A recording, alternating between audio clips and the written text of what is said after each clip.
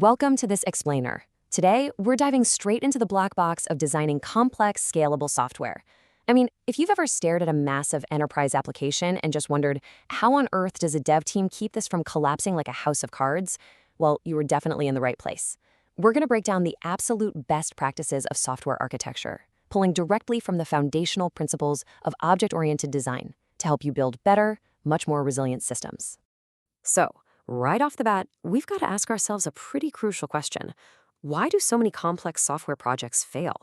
Seriously, they come in over budget, they're wildly late, or, well, they just completely miss the mark on the requirements. And the truth we find in the source material, it's honestly kind of humbling. Software is inherently complex, and usually the sheer volume of that complexity drastically exceeds the intellectual capacity of the human mind. Actually, it's more like a hard physical limit. Our brains just literally aren't wired to hold millions of lines of interconnected code in our working memory. Okay, let's run through our roadmap for this explainer real quick. Number 1, taming software complexity. 2, the object model solution. 3, classes, objects, and architecture. 4, the macro development process.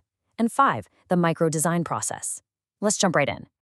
Section 1, taming software complexity, the limits of cognition. Like we just talked about, our fundamental hurdle is that human brains just cannot juggle millions of lines of code at once. So the ancient wisdom you see here perfectly captures the ultimate software best practice: divide et impera, divide and rule, or as we usually say, divide and conquer.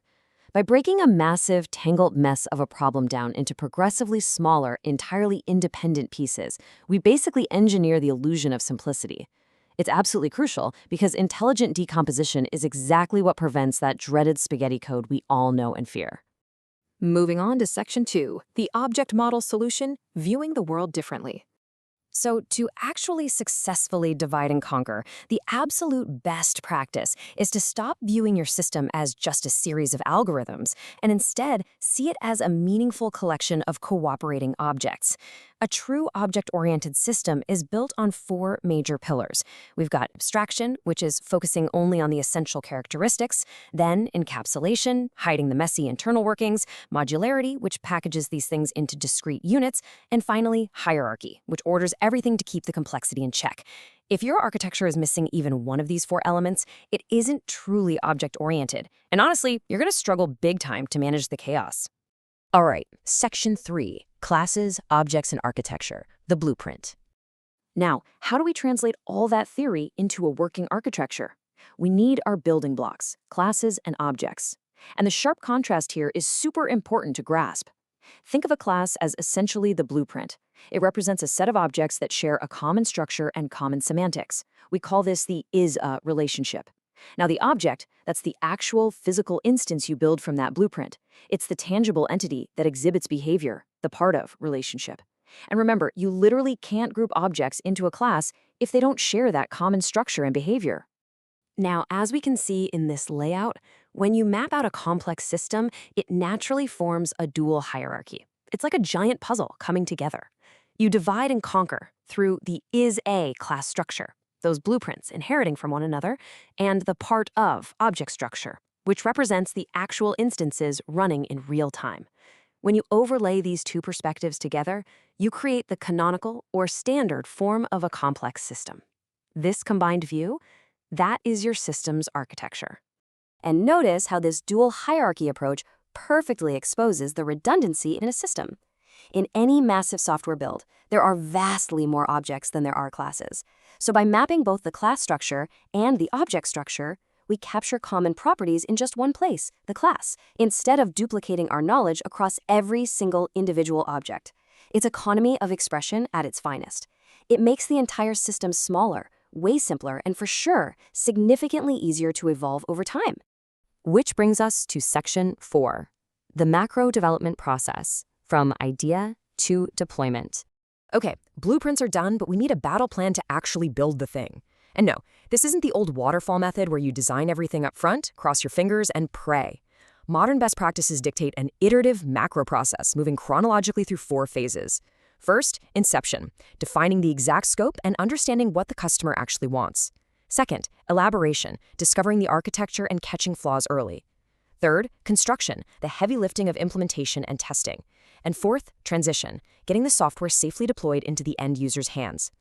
Zooming in a bit now, Section 5, the micro-design process, the iterative loop. So, while the macro process is handling the big picture, a developer's daily grind happens right here in the micro process. It's a continuous loop of 4 practical steps. 1. Identify the elements, finding the classes and objects in the problem domain. 2. Define how those elements collaborate. 3. Define their relationships, like inheritance. And 4. Detail the semantics, getting down into the nitty-gritty of the internal state. Developers just rinse and repeat this loop, breaking big problems into smaller, bite-sized pieces until the design is completely clear and ready to code. Now here's where the magic really happens. During this microprocess, developers aren't just making isolated objects. They're inventing mechanisms. Think of a mechanism as the collaborative glue. Say, a checkout mechanism in an e-commerce app that coordinates the cart, the payment, and the inventory objects so they all work together. It's exactly how individual, kind of dumb objects are orchestrated into a smart, functioning, high-level system. Discovering and reusing these common mechanisms is a core best practice that'll absolutely make your architecture incredibly robust. Finally, our last section, embracing evolution, the law of continuing change. We have to talk about reality. What happens after deployment? Because software is a living, breathing thing, right? It's not a static bridge. This brings us to a foundational rule called the law of continuing change. It basically states that a program used in the real world absolutely must change, or it just becomes completely useless. But here's the catch. As a program evolves, its internal structure naturally becomes messier unless you actively fight it. This is exactly why a strong, resilient architectural vision from day one is non-negotiable.